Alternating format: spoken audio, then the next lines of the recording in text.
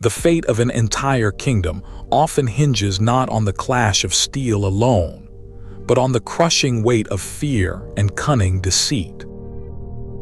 Imagine the vast, unsettled expanse of the late Anglo-Saxon world, a landscape scarred by encroaching darkness, where the very fabric of civilization trembled under the shadow of Viking ambition. This was the existential struggle waged by King Alfred of Wessex against Guthrum, a ruthless warlord determined to drown the small kingdoms of England in the relentless tide of conquest. In the latter half of the 9th century, Wessex stood precariously exposed.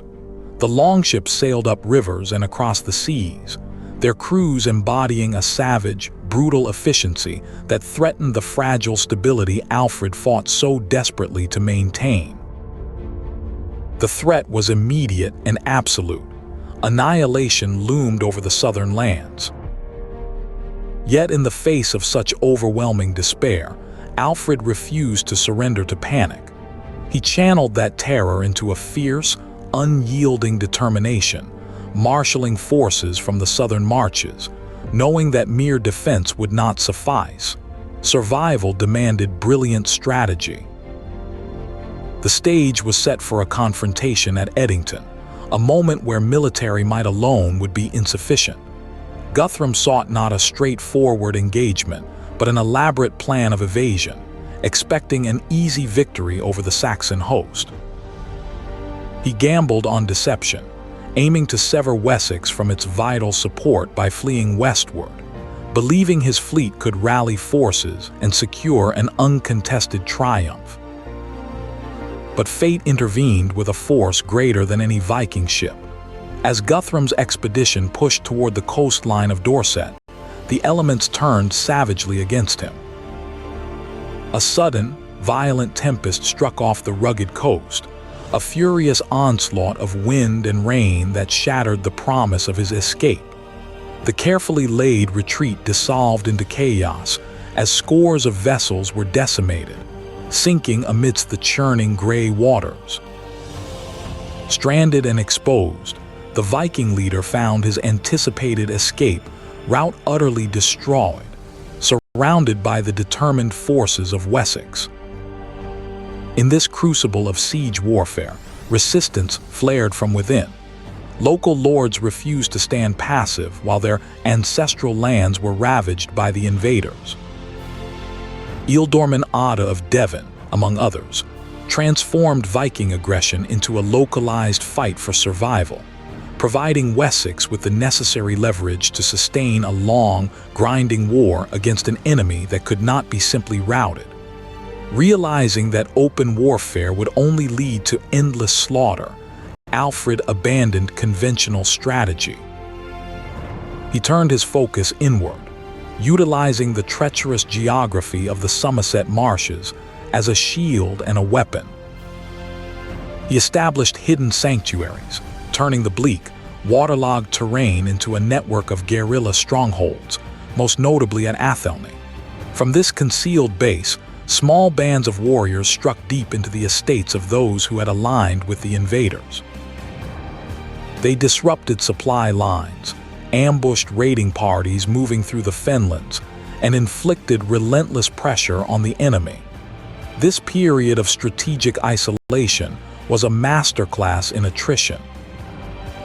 Alfred systematically cut off Guthrum's lifeline, denying him access to food, allies, and reliable resources.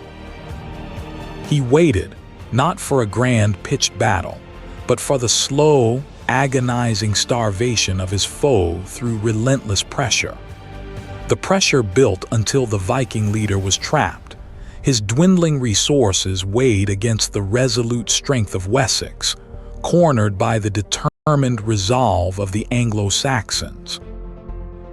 Finally, peace was sought, but it could not be secured by mere military might alone. Guthrum had broken earlier agreements, and Alfred recognized that a lasting truce required more than just the cessation of fighting. It demanded a profound shift in worldview. To secure an enduring peace, Alfred offered something far more powerful than a temporary treaty: conversion to Christianity. This spiritual bargain became the true measure of their conflict. Alfred offered the warlord the chance to renounce his pagan gods, Odin, Thor, and Freya, and embrace a shared faith that offered hope beyond earthly conquest. By accepting this transformation, Guthrum gained not just a temporary reprieve from war, but an anchor for lasting peace with Wessex. It was a negotiation where the brute force of military might yielded to the persuasive power of shared belief. The Battle of Edington thus became more than a skirmish. It evolved into a profound moral reckoning.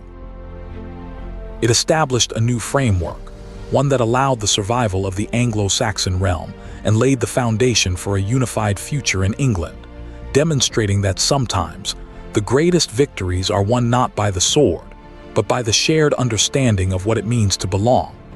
This act of submission was not merely a political concession.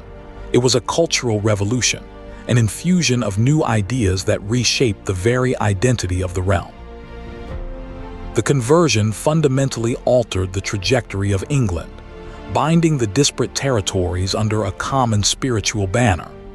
Wessex, having navigated this perilous transition, established a precedent for unity, a recognition that shared faith could be a more durable bond than mere blood feuds or territorial claims.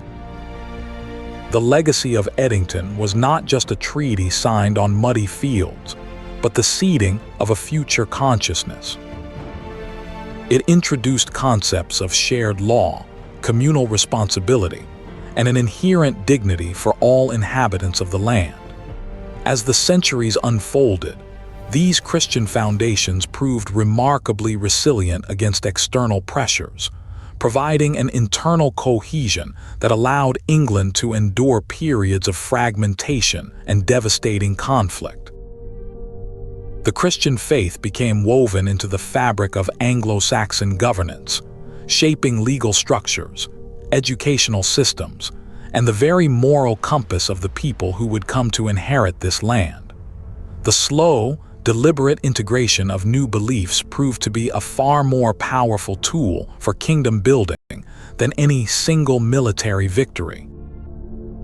This newfound spiritual unity proved to be a powerful counterweight against the external forces that would eventually engulf the continent. The stability forged in those early centuries created a framework that, despite inevitable political upheaval, ensured that the spirit of the realm persisted. It was this internal resilience, nurtured by faith and shared governance, that allowed England to weather the storms of the High Middle Ages, standing distinct yet inextricably linked to its neighbors. As other kingdoms fractured or rose in prominence, the Anglo-Saxon experience provided a unique template, a demonstration that civilization could be rebuilt not merely through martial prowess, but through moral consensus. The legacy of Alfred and Edington thus transcended mere territorial claims. It became an enduring narrative of endurance, a story of how disparate peoples could achieve a shared destiny by embracing a transcendent vision. This foundation set the stage for the complex tapestry of medieval England, a kingdom defined not just by its borders, but by the deeply ingrained moral and spiritual structures that would define the course of Western history. And yet, this spiritual cohesion was not a static achievement. It was a dynamic process, constantly tested by the harsh realities of feudal politics and evolving ecclesiastical demands. As power decentralized across the continent, the shared Christian identity acted as an invisible, yet potent, thread connecting disparate lords and vassals. The emerging structures of land tenure and obligation absorbed the older Anglo-Saxon frameworks, adapting them to the new hierarchies of the High Middle Ages. The concept of divinely sanctioned authority, once rooted in the monastic centers and royal councils, was translated into the legal and military systems that governed daily life. Kings were now seen not merely as warlords, but as stewards accountable to God, creating a complex interplay between temporal power and spiritual obligation that defined medieval governance. This evolution ensured that even amidst the rise of powerful continental monarchies and the fracturing of older tribal structures, the core ethos of communal responsibility and ordered society persisted within the English realm. It was within this framework that the intellectual and religious life flourished, giving rise to the universities and the scholastic traditions that would later shape Western thought. The seeds sown at Edington, the emphasis on internal justice and shared faith, did not merely survive. They matured into a sophisticated civilization. The resilience of this spiritual inheritance allowed England to participate fully in the grand narrative of medieval Europe, demonstrating that true strength lay not just in the capacity for war, but in the enduring ability to build and sustain a coherent, moral society across generations.